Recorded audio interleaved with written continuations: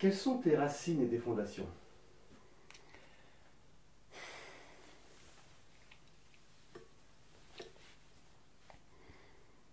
Je suis né en région parisienne avec des ancêtres bretons, normands. Moi, j'ai vécu mon enfance et mon adolescence en région parisienne, à Noisy-le-Grand. Euh, Au niveau des fondations, un papa commercial et, et une mère comptable, expert comptable. Fondation euh, à travers les arts martiaux et l'école, deux systèmes éducatifs qui m'ont permis de me construire. Au niveau de...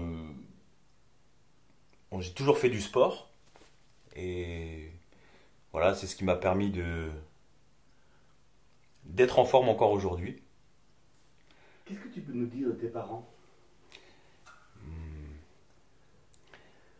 Mes parents travaillaient beaucoup. Ils partaient tôt le matin et rentraient tard le soir. Euh, et le week-end étaient fatigués.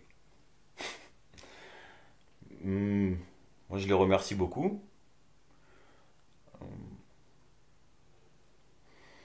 Qu'est-ce que je peux vous dire de mes parents? On prend forcément exemple hein, sur ses parents, qu'on le veuille ou non. Et mon père étant commercial, j'entendais beaucoup d'histoires sur les repas qu'il faisait le midi, les contrats qu'il avait signés, donc je me suis imprégné pas mal de ça. Hum, Voilà, ça c'est pour le côté ouais, commercial, le métier. Donc peut-être une grosse culture du travail. Euh, je les remercie beaucoup. Ils ont fait des erreurs dans l'immobilier et ça m'a permis de prendre le contre-pied. Bon, j'ai vu les huissiers à la maison, ils gagnaient beaucoup d'argent, mais pas forcément une bonne gestion. Euh, du coup, je me suis donné comme règle ou comme but, comme objectif, d'être propriétaire rapidement dans l'immobilier. Voilà, et de ne pas reproduire les mêmes erreurs. Je les remercie. Le truc, c'est d'arriver à tirer profit des erreurs des autres et ne pas les reproduire. Donc j'essaye d'analyser un petit peu tout ça. Pour le moment, j'y arrive bien. Mes parents compensaient le fait de pas, enfin de euh, travailler beaucoup pour avoir de l'argent, pour partir en vacances. Pas forcément une bonne gestion de l'argent, mais en tout cas, on partait quand même en vacances. Même si on n'avait pas d'argent qui flambait tout, on partait quand même en vacances. Euh, J'étais pas mal dehors. J'étais pas mal. J'étais tout le temps dehors. Ma mère m'appelait le sirop de la rue. Parce que j'étais tout le temps en train de jouer dehors avec mes copains. Dès que je rentrais de l'école, je posais mon cartable et puis j'allais jouer. Et non, pas trop de sentiment d'absence de la part de mes parents. Euh, je suis quelqu'un d'indépendant quand même. J'aime bien ma liberté et je pense que depuis le début, enfin, je j'ai besoin d'avoir des moments seuls, donc non, pas forcément d'absence. Hmm, Même, c'est rigolo cette question, hein. C'est rigolo cette question parce que effectivement,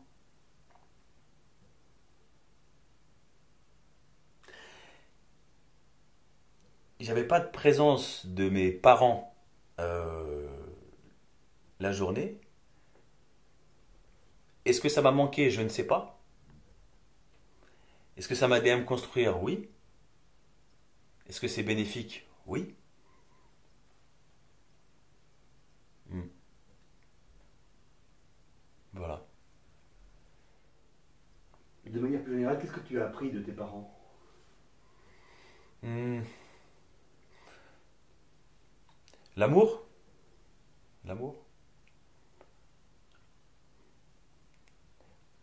Je sais que, enfin, comme chaque parent, moi je suis père aussi maintenant, mais on donnerait tout pour ses enfants. Puis c'est un déchirement quand ils partent. Ouais. Euh, Qu'est-ce que j'ai appris de mes parents? Non, les valeurs du travail et puis voilà, de protéger les siens. Quel enfant tu étais? Gentil, gentil, joyeux, joueur. Ouais. J'étais pas un très bon élève à l'école. J'ai, J'étais souvent bon, au-dessus de la moyenne, on va dire en élémentaire.